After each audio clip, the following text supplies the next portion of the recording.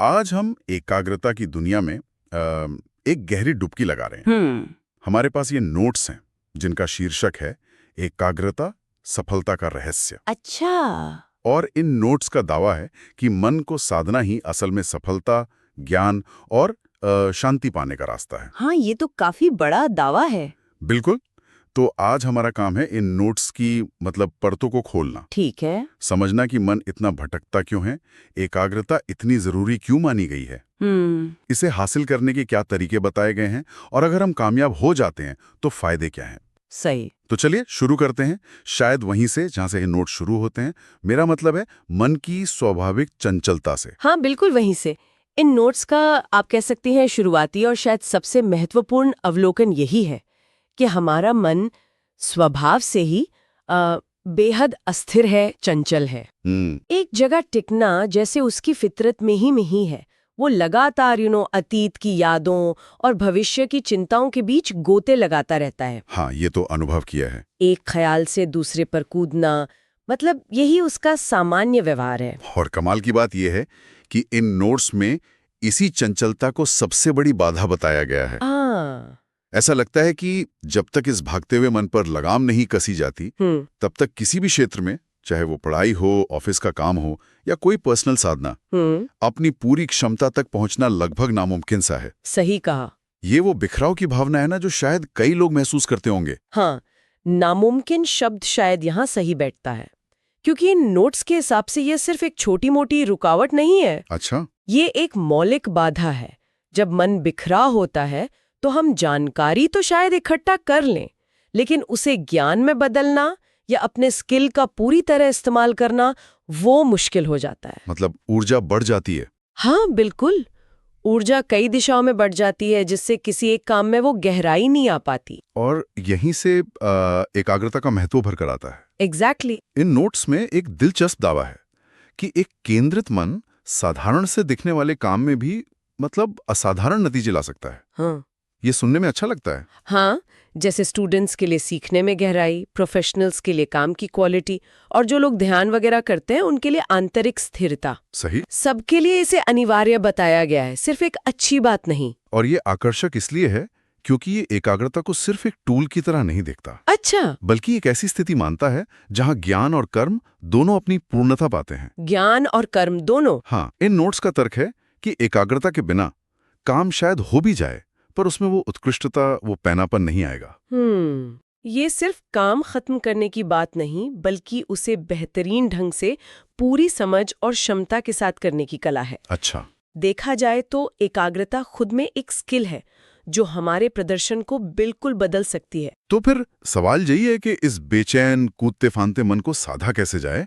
बातें तो बहुत हैं, पर असल में तरीके क्या हैं? हाँ, ये जरूरी सवाल है। ये नोट्स कुछ रास्ते सुझाते हैं। पहला जिक्र है नियमित अभ्यास का। रोज, भले ही थोड़ा समय, पर लगातार कोशिश करना। और ये नियमितता ही कुंजी है, ऐसा इन नोट से लगता है। जैसे रोजाना व्यायाम शरीर को मजबूत बनाता है, ठीक वैसे ही रोजाना मानसिक अभ्यास एकाग्रता की क्षमता को धीरे धीरे बढ़ाता है। धीरे धीरे। हाँ, ये कोई एक दिन का काम नहीं, इसमें धैर्य और लगन चाहिए। नोट्स इस बात पर जोर देते हैं कि छोटी शुरुआत भी महत्वपूर्ण है। ठीक है। दूसरा तरीका जो बताया गया वो है ध्यान। ध्यान, हाँ। जैसे अपनी सांसों पर ध्यान लगाना, या किसी एक शब्द या मंत्र को दोहराना, या फिर किसी बिंदु पर मन को टिकाने की कोशिश करना। क्या इन नोट्स में किसी खास तरह के ध्यान पर जोर है? देखिए, नोट सीधे तौर पर किसी एक विधि को सर्वश्रेष्ठ नहीं बताते। अच्छा। बल्कि ध्यान की जो मूल अवधारणा है उस पर जोर देते हैं। मूल अवधारणा। हाँ, मुख्य विचार ये है कि मन को किसी एक सहारे पर टिकाना है, चाहे वो सांस हो, कोई आवाज हो या कोई विचार। ओके। और जब मन भटकता है, और वो भटकेगा ही, ये तो तय है, तो उसे धीरे से, बिना गुस्सा किए, वापस उसी बिंदु पर लाना। ये प्रक्रिया ही मन को अनुशासन सिखाती है, उसे स्थिर रहना सिखाती है। इसे एक तरह की मानसिक मांसपेशी का प्रशिक्षण समझ सकते हैं। मानसिक मांसपेशी, इंटरेस्टिंग। फिर एक और तरीका सामने आता है, विचार नियंत्रण। हाँ, विचार नियंत्रण। इसका मतलब समझाया गया है कि बेकार के, नकारात्मक या ध्यान भटकाने वाले विचारों को पहचानना और उन्हें अपने ऊपर हावी होने से रोकना। ये सुनने में थोड़ा मुश्किल लगता है क्या नोट्स बताते हैं कि ये कैसे संभव है? नोट्स इसे एक सचेत प्रक्रिया के रूप में बताते हैं। पहला कदम है जागरूकता, मतलब ये पहचानना कि कौन से विचार सिर्फ दिमागी शोर पैदा कर रहे हैं और ऊर्जा बर्बाद कर रहे हैं। पहचानना। हाँ, फिर उन्हें महत्व ना देना, उनमें उलझने के बजाय उन्हें सिर्फ गुजर जाने देना। अच्छा, उलझला नहीं है। नहीं, ये सीधे तौर पर विचारों को रोकना शायद ना हो, बल्कि उनसे अपनी पहचान हटाना है ताकि वे अपनी शक्ति खो दें। इसमें नकारात्मक विचारों के पैटर्न को पहचानना भी शामिल है। ये तो प्रैक्टिस का काम लगता है। बिल्कुल। इसके बाद जिक्र आता है अनुशासन का। एक व्यवस्थित जीवन शैली जिसमें सोने, जागने, काम करने का एक निश्चित समय हो। क्या इसका मतलब बहुत कठोर दिनचर्या है? जरूरी नहीं कि बहुत कठोर हो, लेकिन एक नियमितता जरूर हो, ऐसा इन नोट्स का आशय लगता है। अनुशासन एक बाहरी ढांचा देता है जो अंदरूनी स्थिरता को बढ़ावा देता है। बाहरी ढांचा, अंदरूनी स्थिरता। हाँ, जब जीवन में एक लय होती है तो मन को भी एक ठहराव मिलता है। उसे पता होता है कि कब आराम करना है, कब काम करना है। इससे फालतू की उत्तेजना और भटकाव कम होता है। अच्छा। ये बाहरी व्यवस्था अंदरूनी शांति के लिए एक सहायक माहौल बनाती है। और अंतिम साधन बताया गया है सकारात्मक दृष्टिकोण रखना। Positive attitude. हाँ, अपने मन को जानबूझकर अच्छे, उपयोगी और आशावादी विचारों की ओर मोड़ना। हाँ, और अगर हम इन सभी तरीकों को एक साथ देखें ना, तो इन नोट्स में एक पूरा होलिस्टिक अप्रोच नजर आता है। नियमित अभ्यास से इच्छा शक्ति बढ़ती है। सही। ध्यान सीधे फोकस को ट्रेन करता है।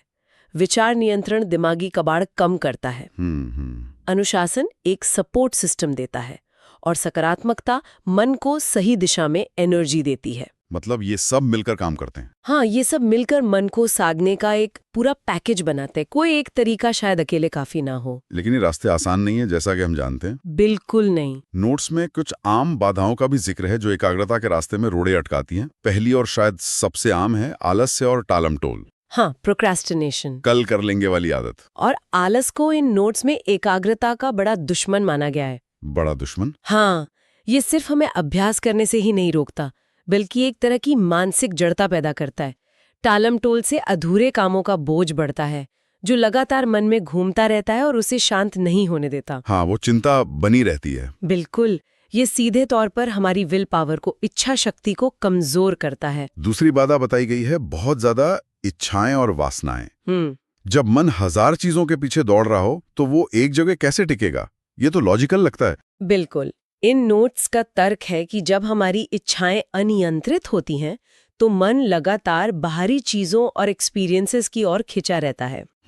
मुझे ये चाहिए, मुझे वो पाना है।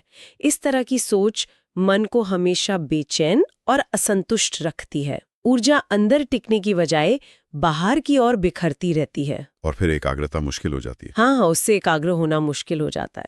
और फिर कुछ तीव्र भावनाएं हैं, गुस्सा, लालच और चिंता। ओह हाँ, ये तो बहुत पावरफुल है। ये तो जैसे मन में तूफान ला देती हैं। नोट्स इनके असर के बारे में क्या कहती हैं? नोट्स इन्हें मानसिक संतुलन और एकाग्रता के लिए बेहद हानिकारक मानते हैं। हानिकारक? हाँ, क्रोध में सोचने समझने की शक्ति धुंधला जाती है। लालच हमें कभी संतुष्ट नहीं होने देता, हमेशा और पाने की चाहत बनी रहती है।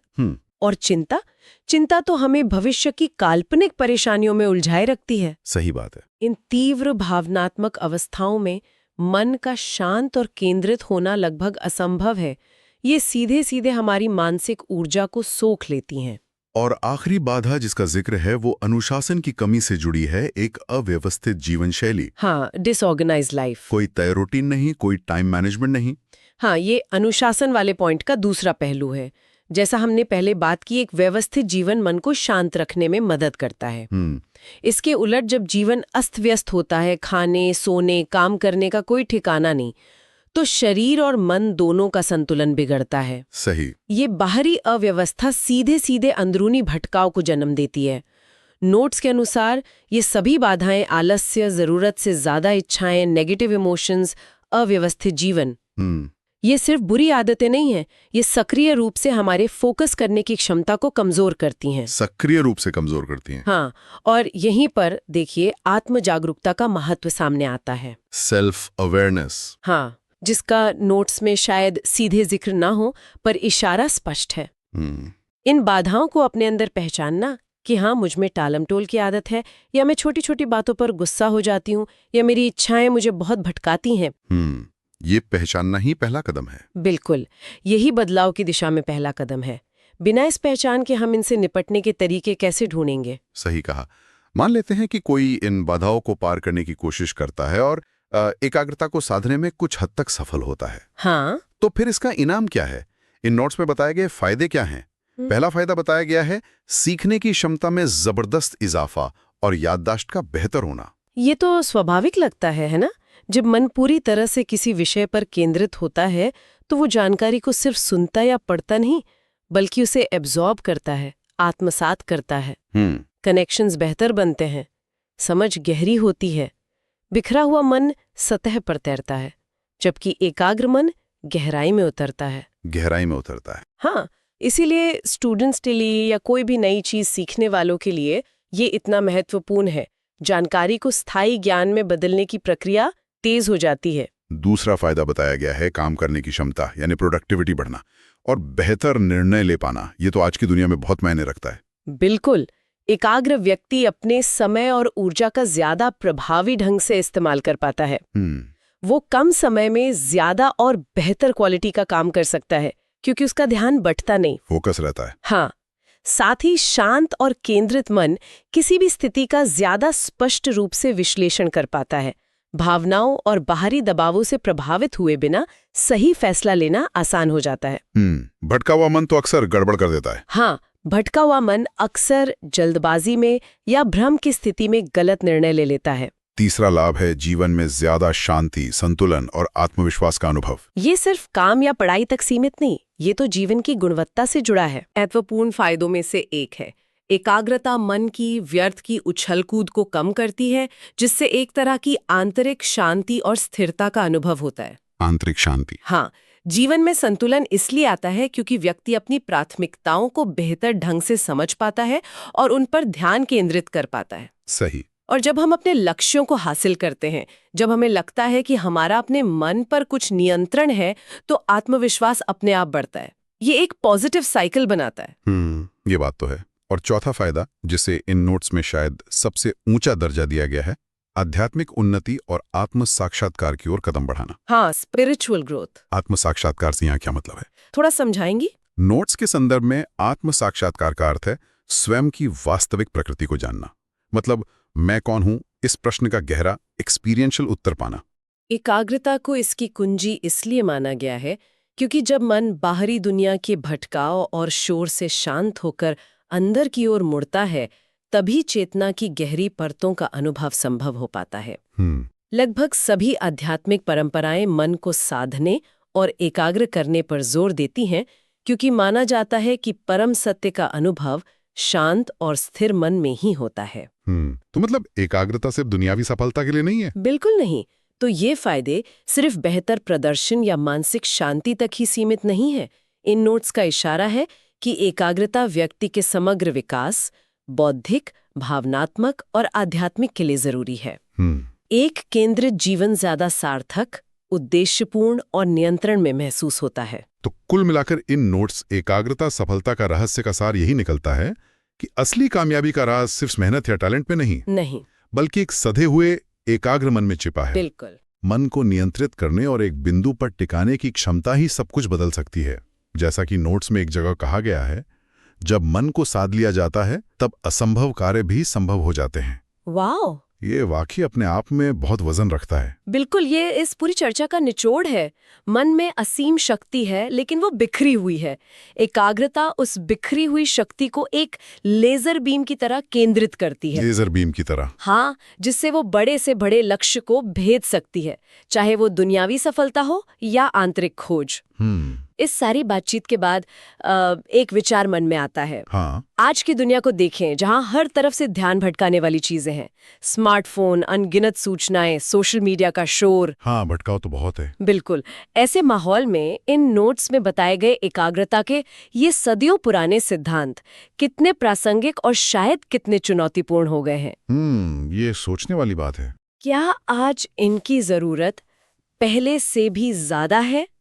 ये एक सवाल है जिस पर हम सब अपने अनुभव की रोशनी में सोच सकते हैं कि अपनी रोजमर्रा की भागदौड़ में इन सिद्धांतों को कैसे उतारा जा सकता है। सही कहा, सोचने के लिए एक अच्छा बिंदु है।